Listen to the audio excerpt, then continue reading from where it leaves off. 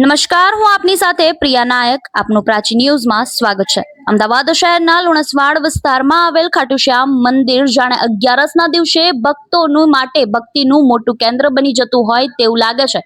11ના આજે પાવન દિવસે અહીં હજારો ભક્તો દર્શન માટે ઉમટી પડે છે અને સવારથી જ જાણે મંદિર પરિષદ ભક્તોની ભારી ભીડથી જોવા મળી રહ્યું છે. ત્યારે શ્યામ બાબાના જય જયકારોથી સમગ્ર વિસ્તાર ગુંજી ઉઠ્યો છે. ત્યારે અહીં માત્ર અમદાવાદથી જ નહીં પરંતુ રાજ્યના વિવિધ જિલ્લાઓ તેમજ દૂર દૂરથી ભક્તો લુણસવાડ સ્થિત ખાટુશ્યામ મંદિરે દર્શન કરવા માટે પહોંચતા હોય છે. ત્યારે ભક્તોનું માનવું એ પણ છે કે ખાટુશ્યામ બાબાના દર્શન કરવા માત્રથી જ દુઃખ અને દર્દ દૂર થાય છે તેમજ જીવનમાં સુખ અને સમૃદ્ધિ આવે છે. ત્યારે અંગે રિપોર્ટર હરીશ યાજ્ઞિક તે સ્થળ પર હાજર છે અને તેઓ દ્વારા ભક્તોની સાથે વાતચીત કરવામાં આવી છે. ત્યારે ભક્તોનું શું માનવું છે પહેલા આપણે તે સાંભળીએ. અમદાવાદમાં લુણસાવાડમાં સુપ્રસિદ્ધ ખાટુશ્યામ બાબાનું મંદિર આવેલું છે. ખાટુશ્યામ મંદિર તરીકે બહુ ફેમસ છે અને બહુ પ્રખ્યાત છે. દર 11 અહીંયા હજારો લાખો પબ્લિક દર્શને આવે છે. દિવસે દિવસે એનો મહિમા વધતો જાય. આપી જાય સ્થાનિક એક કાર્યકર્તા જે ઉપસ્થિત. આપણું શુભ નામ?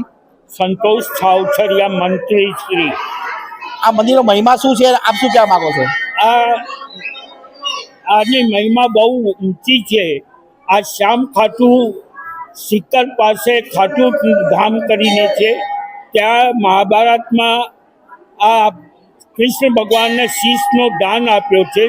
भगवान श्री कृष्ण आशीर्वाद आप्यो कि कलयुग में तमें श्याम खाटू के नाम से प्रख्यात होगे। और आज इतनी महिमा है कि लोगों को पग रखने को जगह नहीं है। खाटू श्याम मंदिर सिक्कर के पास जो है वहाँ लाखों करोड़ों आदमी पूरे महीने में आते हैं और इनकी महिमा इतनी है कि लोग सुबह से शाम लेके ये खाटू मंदिर दिल्ली चक्का में कम से कम 25 से 30 हजार आदमी पर दिन 11 को आते हैं. જોવા જઈએ મહિમા સક્ષમ પાર છે. સ્થાનિક અગ્રણીઓ અને આ મંદિરના જે ટ્રસ્ટી મંદિર છે દર 11 30 થી 35 શ્રદ્ધાળુઓ દર્શન કરે છે, મંદિરનો લાભ લે છે. જોવાનું રહ્યું દિવસે એનો મહિમા વધતો જાય એવી આશા સાથે હરીશ સાથે વૈશાલાના પ્રાચી ન્યૂઝ અમદાવાદ. અમદાવાદમાં લુણસાવાડ ખાતે આવેલ સુપ્રસિદ્ધ ખાટુશ્યામ બાબાના મંદિરમાં 11 દિવસે લાખોની મહિમા દર્શન કરવામાં આવે છે. આપણે સ્થાનિક જે શ્રદ્ધાળુઓ છે ઉપસ્થિત. આપણે શુભ નામ?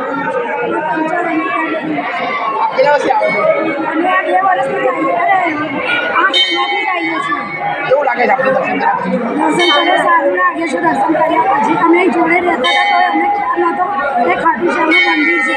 હું અહીં 27 વર્ષ બલિયાપુર લુણસાવાડમાં રહું છું પણ અમને કશો એવો ખ્યાલ નહોતો કે આ મંદિર ખાટુશ્યામનું મંદિર છે. પછી મહિના વધે અમે આવવા માંડીએ. આપણે દર્શન આપણે આગળ લાવો છો? હા, આગળ આવે છે. બધા આગળથી આવે છે. મહિમા સારો છે. બધાના કામે થાય છે. જોવા જઈએ તો સ્થાનિકો બી દર્શાવે છે, શ્રદ્ધાળુ છે. એ દર 11 છે પૂનમ કરવા આવે છે અહીંયા. હવે આગળની વિધિ વિચાર સાથે હરીશ સાથે વૈશાલાના પ્રાચી ન્યૂઝ અમદાવાદ.